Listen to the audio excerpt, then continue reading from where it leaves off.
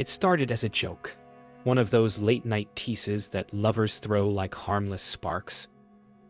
But the way Maya's eyes glimmered when she said, "You'd never catch me," made something inside Ethan twist. They were sitting on the rooftop, the city lights pulsing beneath them, her laughter cutting through the night like a dare. He smiled, pretending not to notice the flicker of challenge in her gaze. "Catch you doing what?" he asked. But she just tilted her head, whispering, "Wouldn't you like to know?" That was the first time doubt felt beautiful. What would you do if love started lying? If the person who touched your heart was already plotting the game? Ethan didn't know it yet, but that laugh, her soft, fearless laugh, would haunt him long after the night faded. Because sometimes, love's most dangerous word isn't goodbye, it's catch. The next morning, Ethan woke to an empty bed and the echo of her perfume in the air. "Maya always left early," she said. Work never waited. But that morning, something about the silence felt deliberate, like a message hidden between heartbeats. He scrolled through his phone. No text, no trace. He tried to shake it off, convincing himself it was nothing. Yet every time he closed his eyes, her words returned. "You'd never catch me." It was playful, but the kind of playful that hides a truth no one wants to admit. Ethan poured his coffee, staring out at the gray city skyline. Somewhere out there she was already spinning another smile, another story. He just didn't know yet which one was meant for him. At the cafe near her office, Ethan waited. He told himself it wasn't spying, just breakfast. But when Maya walked in, she didn't see him. Or maybe she did. She laughed with a man he didn't recognize, her hand brushing his arm as naturally as breathing. Ethan's chest tightened, heart pounding to a rhythm he couldn't control. It wasn't the act. It was the ease, the comfort, the absence of guilt in her eyes. When she finally glanced his way, for a split second, her smile didn't falter. She just winked, like she was saying, "Still not caught." That night, Ethan sat with Noah, his oldest friend, at a dim bar where secrets felt safe. "You think she's cheating?" Noah asked, his tone cautious, not judging. Ethan stared at his glass before answering, "I think she's hiding." The words felt heavier than he expected. Noah leaned in. "Then stop pretending you're not looking for proof." Ethan forced a laugh, but deep down he already knew. The game had begun, and Maya had written the rules long before he ever realized there were any. Later that night, as thunder rolled again, Ethan stood on the same rooftop where it all began. The city stretched beneath him, alive and endless. He replayed her words, "You'd never catch me." Now, they no longer sounded playful. They were prophecy, a challenge written in laughter. He closed his eyes, imagining her voice carried by the wind. In that moment, he made a silent promise, not of revenge, but of truth. Because if love had turned into a mystery, he was done being the fool in her story. Ethan told himself he wasn't checking up on her, just being careful. But caution turns into obsession quietly, like a whisper that becomes a scream when no one's listening. Every unread message on Maya's phone, every late-night meeting, scraped at his calm. Love shouldn't need proof. Yet he found himself scrolling through her photos, searching for something, anything, that didn't add up. Sometimes the heart notices what the eyes ignore. And in the quiet hours between midnight and guilt, he realized the woman he loved had built walls out of charm, and behind them, she was hiding something bigger than a lie. The next day, he tried to act normal. He smiled, made breakfast, asked about her work. Maya responded like nothing had changed. Eyes warm, laughter easy. Yet, every word she spoke felt rehearsed, like a performance meant to keep him comfortable. When she leaned over to kiss him goodbye, he caught the faintest scent of unfamiliar cologne on her jacket, the kind of detail that doesn't belong. He didn't mention it, but his heart did, loudly. And in that quiet moment, Ethan knew love was no longer trust. It was detective work. Later, Ethan met Lena, Maya's co-worker, under the pretense of casual coffee. He didn't plan to ask questions, but curiosity has a way of slipping into every sentence. Lena's polite smile faded when Ethan mentioned Maya's name. "She's complicated," Lena said softly. Her hesitation was louder than her words. Something in her tone made Ethan's pulse quicken. If truth had a smell, it was the bitter scent of fear in her pause. He thanked her, pretended it meant nothing. But as he walked away, he could feel the walls of Maya's stories beginning to crack. That night, Ethan followed his gut. And her. The rain had started again, soft but relentless. He parked across the street from an unfamiliar building and watched Maya step out of a cab, umbrella low, confidence high. She wasn't dressed for work. The way she moved, elegant, precise, wasn't for business. He watched her enter a private lounge, her hand brushing the arm of a man who waited outside. The gesture was intimate, practiced. Ethan's heart pounded against the glass of his windshield. Love had just become surveillance. When she came home, hours later, Ethan pretended to sleep. Maya slipped off her heels quietly, humming a tune he didn't recognize. She sat at the edge of the bed, scrolling her phone, the faint light painting her face in secrets. He opened his eyes just enough to watch her smile at something on the screen. A message, a memory, or maybe a lie. She turned off the light, sliding beside him, her hand resting on his chest like nothing was wrong. But beneath her touch, Ethan's heartbeat spoke the truth. Love was becoming dangerous. Ethan had stopped pretending. The line between love and investigation was gone. Every look, every word, every movement she made, he cataloged it. It wasn't about jealousy anymore. It was about survival. He began tracking her routes, noting the times she left, the numbers that called, the names that didn't fit. Obsession became routine, and routine became comfort. Somewhere inside, he knew this wasn't love anymore. It was addiction to the truth. And when he saw her lie with a smile, he realized something chilling. Maya wasn't hiding from him. She was testing him. Noah warned him it would get messy. "Once you start digging, you can't stop," he said. But Ethan had already crossed that line. They sat in Noah's office, surrounded by old case files and the faint smell of dust and regret. "You think she's running some game?" Noah asked. Ethan hesitated, then nodded. "I don't think," he said quietly. "I know." For a second, the air froze. Noah leaned back, studying his friend, the man who had once believed in love more than logic. Now he looked like someone chasing ghosts. Following her was easier than he imagined. She was predictable in her unpredictability, always confident, always composed. He trailed her through crowded streets, from boutiques to cafes, watching her charm strangers with that same disarming smile. But one afternoon she turned suddenly, looking straight toward his car. For a heartbeat, their eyes met through the windshield. She didn't panic. She smiled, slow, knowing, almost affectionate. And then she walked away, vanishing into the crowd like smoke. Ethan gripped the steering wheel so tight his knuckles whitened. That smile wasn't fear. It was invitation. That night, Ethan found himself outside her apartment, his heart pounding harder than the rain on the pavement. Through the blinds, he saw her pacing, phone pressed to her ear, her voice sharp, urgent. He couldn't hear the words, but her body spoke volumes. Anxiety, calculation, fear. Then she stopped, turned toward the window, and for one haunting second, looked directly at him. Her expression didn't change. She simply closed the blinds. And in that silence, Ethan realized he wasn't chasing her anymore.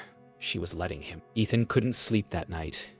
He sat by the window, watching the city bleed into dawn, the rain washing away everything but guilt.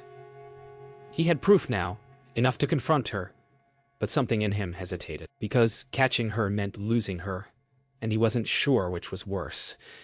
He replayed her laugh again and again in his mind. The way she said it, the way it felt. Playful, confident, final. You'd never catch me. Maybe she wasn't mocking him. Maybe she was warning him. And the cruelest part, he was finally starting to believe her. The night Ethan decided to confront her, the world felt heavier. Like even the air was warning him to stay silent. Maya walked in late, drenched from rain, her perfume sharp against the damp air. He stood by the window, heart thrumming in his chest. "Where were you?" he asked. She smiled, not surprised. "Just tired.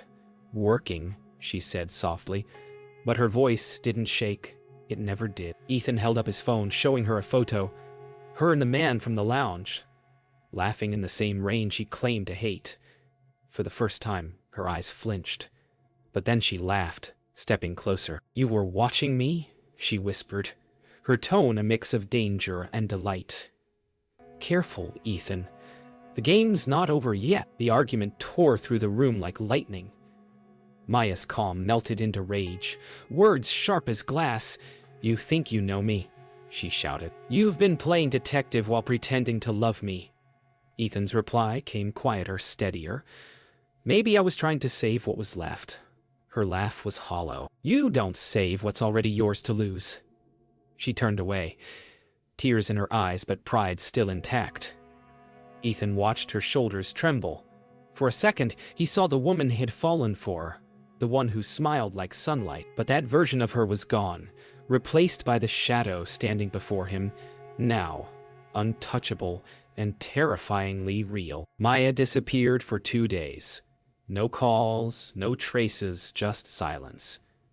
Ethan searched every corner of her world, her friends, her workplace, the cafes she loved. Each step revealed fragments of someone he never truly knew. Bank statements under false names, photos with people she never mentioned, deals disguised as charity projects. It wasn't infidelity anymore. It was deception built for profit. And suddenly, Ethan understood. She hadn't just lied to him, she'd lied to everyone. Love was just the easiest con of all. When Maya finally called, her voice was calm, like nothing had happened. "Meet me," she said, "just once. No games." Ethan hesitated but went anyway, drawn by the same pull that had trapped him from the start. They met at an empty restaurant after closing hours. The candlelight between them flickered like a heartbeat, uncertain. "Why?" he asked. She smiled faintly. "Because I could," she said. "And because you made it easy." Ethan felt something inside him break, not from betrayal, but from realizing she wasn't sorry. She never was. When Ethan returned home, he didn't feel anger anymore, just clarity. Maya wasn't his mistake. She was his lesson. But as he closed the door, something on the counter caught his eye. A small black flash drive, labeled with his name. His stomach tightened as he plugged it in. The screen filled with photos of himself, taken secretly months before they ever met. Every location, every moment, she'd been watching him first. The realization hit like ice. The game had never been about catching her. It had always been about catching him. Ethan didn't sleep that night. He sat in the dark, the images still glowing in his mind. Every photo of himself felt like a confession he never made. Every angle a memory she had stolen. He tried to piece it together. Why him? Why this? But love doesn't always pick reasons. Sometimes it picks victims. By dawn, he'd made a decision. If Maya wanted to play her game, he'd stop being her pawn. He'd study her, track her, understand her the way she once understood him.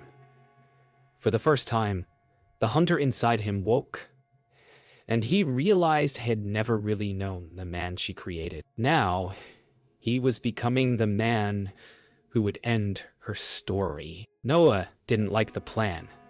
"You're walking into her world," he warned. "You think you're ready, but she's lived there." Ethan smiled faintly, a kind of cold calm in his voice. "I'm not trying to win, Noah. I'm trying to end it." They sat in silence, the weight of truth hanging like fog between them. "You still love her," Noah said quietly. Ethan didn't answer. He didn't need to, because sometimes love isn't erased by betrayal. It just turns into something sharper. Something that cuts both ways. Ethan planted the tracker inside her car, steady hands disguising the storm inside him. Every motion felt like betrayal in reverse. His turn to play her game. As the signal blinked alive on his phone, he realized the irony. He'd become the very thing she'd accused him of being. But this wasn't about revenge anymore. It was about truth. About control. And as he watched the tiny dot move across the city map, a dark satisfaction replaced the ache in his chest. For the first time in months, Ethan wasn't chasing her out of love. He was chasing her out of power. For days, he followed the tracker's pattern, her movements predictable, routine, almost too perfect. But one evening, she went somewhere new. A high-rise downtown, top floor, restricted access. Ethan waited in the alley below, rain soaking through his coat. When she finally stepped out, she wasn't alone. A man in a tailored suit walked beside her, hand resting casually on her back. They laughed, unaware of the eyes in the shadows below. Ethan took a photo, his hand trembling not from cold, but from the realization that this wasn't just deception. It was business, and Maya wasn't the bait. She was the architect. When Ethan finally confronted her again, it wasn't anger that filled his voice. It was something colder. "You planned everything," he said quietly. Maya looked at him, her expression calm, almost proud. "I told you once, you'd never catch me." Ethan stepped closer, meeting her eyes. "You were right," he said softly. "Because I'm not chasing anymore." She tilted her head, curious. "Then what are you doing?" His reply was a whisper, finishing it. The silence that followed felt heavier than any scream, because in that moment, they both knew the game had changed. Ethan didn't sleep the night before the setup. Every moment with her replayed in his head like an unfinished film. Each kiss, each lie, each whispered, "Trust me." But trust had died long ago, and all that remained was the promise he made to himself. End it. He met Detective Area Mills that morning, his voice steady, though his hands trembled. She listened, patient and sharp, then said, "If she's what you say she is, she won't see it coming." Ethan looked out the window at the waking city. "She'll see it," he whispered. "She'll just think she's winning." The plan was simple. Lure her with trust. Expose her with proof. Ethan texted her that morning saying he wanted to start over, to talk without anger. Maya replied within minutes, "You sure you can handle the truth this time?" Her tone was playfully cruel, but beneath it, Ethan heard something else. Excitement. They met at the art gallery where they'd first kissed, months ago. The irony wasn't lost on him. As he walked in, every painting seemed to watch him, silent witnesses to the trap already set. She circled him slowly the way she used to when she wanted control. "You look tired," she said softly, brushing a strand of hair behind her ear. "I've been busy," he replied, learning how to see. Her smile faltered for the first time. "See what?" He took out his phone, placed it on the table, and pressed play. Her voice filled the room. Recordings of conversations, deals names she thought were buried. Maya froze. "You recorded me," she whispered, her charm slipping like silk off glass. Ethan's voice was calm, almost tender. "You told me once I'd never catch you. I just stopped running." Detective Area entered moments later, her voice calm but final. "Maya Rivera, you're under arrest for fraud and identity theft." For a heartbeat, Maya didn't move. Her eyes locked on Ethan's, and in them, he saw something terrifying. Not fear, but pride.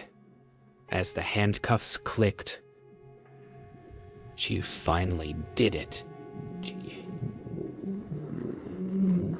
You finally did it," he whispered. "No," he said softly. "You caught yourself, But even as she was led away, he couldn't shake the feeling that she'd planned this moment too, that every move, even her fall, had been part of her game. Hours later, Ethan stood outside the police station as dawn painted the sky in gray. Reporters gathered, cameras flashing, but their noise felt distant. In his pocket, Maya's last words replayed in a text she'd sent before the meeting. "If I fall, it's because I chose the edge." He realized then that catching her wasn't victory. It was surrender. Because she'd taken something he couldn't get back, the version of himself that believed in trust. As he walked away, the city felt heavier, quieter.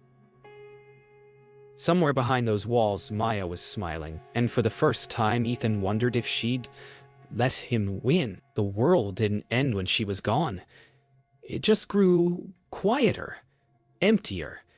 Ethan's days blurred into routine. Coffee, silence, headlines about the con artist caught by her lover. He hated reading those words. It wasn't pride he felt, only exhaustion. He walked past her favorite cafe sometimes, half expecting to see her by the window, smirking over her cup like nothing had changed. But ghosts don't sip coffee. They linger in memory, and Maya lingered everywhere. In laughter that sounded like hers, in perfume that passed him on the street. He caught her once, yes, but sometimes catching someone means losing yourself. Weeks later, Lena visited him. She'd been helping with the investigation, but her eyes carried more empathy than judgment. "You did the right thing," she told him gently. Ethan shook his head. "There's no right thing when love becomes evidence." She sighed, reaching across the table. "You still loved her, didn't you?" He hesitated, then smiled faintly. "Maybe I still do, just not the way I used to." It was the kind of answer that felt honest and hopeless at once. The kind that meant the story wasn't over, just paused. One evening, Ethan received a letter. No name, just his address typed neatly. Inside was a single photograph. Maya standing on a beach, wind in her hair, smiling at the camera. No timestamp, no explanation. Just her. The back read, "You caught me. But I never stopped running." His pulse stilled. Was it old? Was it new? He didn't know. But for the first time, he didn't rush to find out. Because maybe the truth wasn't what he needed anymore. Maybe closure was letting her ghost walk free. Months passed. Ethan sold his apartment, quit his job, and moved to the coast. Some called it escape, he called it peace. He took up photography again, not for work, but for stillness. Through the lens, he found something Maya could never steal. Perspective. Sometimes he'd catch himself framing a shot the way she used to smile. Calculated, perfect. And yet, every time he clicked the shutter, he felt lighter. Love may lie, but the truth still knows how to breathe. In the final frame of his story, Ethan looked into his camera lens and whispered to no one, "You were right, Maya. I didn't catch you." He smiled softly, almost peacefully, "Because you were never meant to be caught." Somewhere, he imagined her laughing again, that same fearless laugh that started it all. And in that sound, whether real or memory, Ethan found the only truth that mattered. Love isn't about holding on, it's about knowing when to let go.